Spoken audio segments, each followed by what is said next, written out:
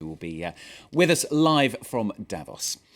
Now then, we're going to talk to Flo, who's here with the French newspapers, grabbing the headlines. A lot of focus today on that responsibility pact that President François Hollande outlined last week in his press conference, isn't there? That's right, those big words that we were hearing about last week. Well, now he has to make that into some sort of action, and that's what a lot of the French press is focused on. Aujourd'hui en France takes a look at the fact that he really wants to create 1 million jobs with this responsibility pact, but it wonders, is that even possible? And inside, Aujourd'hui en France goes into more detail about what the government wants to do. It wants to reduce the corporate tax burden by 30 billion euros in an effort to make things easier for businesses and then to boost their competitiveness, and this would lead them to hire people, etc. So Aujourd'hui en France wonders, does this actually work? And well, in its editorial, it says, sure, in theory, lowering labor costs for businesses can translate into job creation. But this virtuous cycle really depends on the state of the economy. This is by no means a miracle solution. Now, you found, haven't you, Flo, that a lot of the papers a little bit sceptical, you would say, wouldn't you, about whether businesses are going to kind of hold up their end of the deal? That's right. There's a certain part of the French press that's always a little bit skeptical about business leaders. Let's take a look at a cartoon in Le Parisien where you can see Hollande there talking to one of these business fat cats. And he says, if I cut labor costs, will you create jobs, right? That's part of the deal. And that guy is saying, sure, I'll hire a financial consultant to figure out what to do with my benefits. So not a lot of trust there from Le Parisien. Libération asks the question outright, can business owners be trusted? That's on the front page of Libération, which is quite surprising for if you're from somewhere abroad to be seeing that. Sure. And Libération points out that the government has vowed to make all these costs, but what are businesses going to do in exchange? And in its editorial, Libération says that the only way that this responsibility pact is going to work is if it's a two-way street, if everybody plays the game. And it says the businesses really also need to make commitments, perhaps in some sort of a legally binding way, says Libération.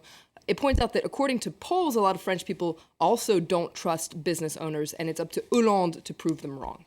Poor old business owners. Now, a lot of focus as well on the car maker Peugeot. This is plans for China's Dongfeng and the French state to invest 3 billion euros into the troubled auto group. That's right. L'Humanité, the communist paper, says that a Chinese tiger in the lion's tank, the lion being the symbol of Peugeot, and it points out that after years of strategic errors, Peugeot is trying to make these changes, but L'Humanité is also skeptical about this. It wonders, what is all this going to mean for Peugeot workers? What are the risks involved?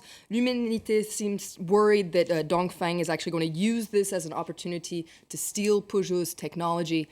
There's a striking different opinion in L'Opinion, which is the pro-business paper, that says this is a great idea. Vive l'argent chinois, long live Chinese money. It seems more excited about this Chinese investment than the government's investment, and it really applauds business owners for wooing Chinese investment and says that it's doing a lot better job at this than the government is. Another French business story, a little bit different this one though. The government trying to crack down on gender inequality. That's right. Les Echos, the business paper, is looking at this today and says that the government actually has its work cut out for him.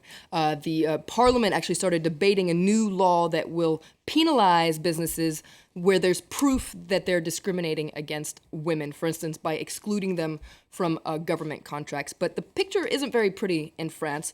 Women earn 27% less than men, including 9% less for the same job. So to quote one sociologist that's interviewed in L'Humanité, Hélène Périvier, she says that according to our current social model, men are the breadwinners while women are the crumb winners. Okay, it's unlikely they're going to be able to pull that one back, but you never know in the future. Flo, thank you very much. Flo with the papers, Will with business here on France 24. Do stay with us.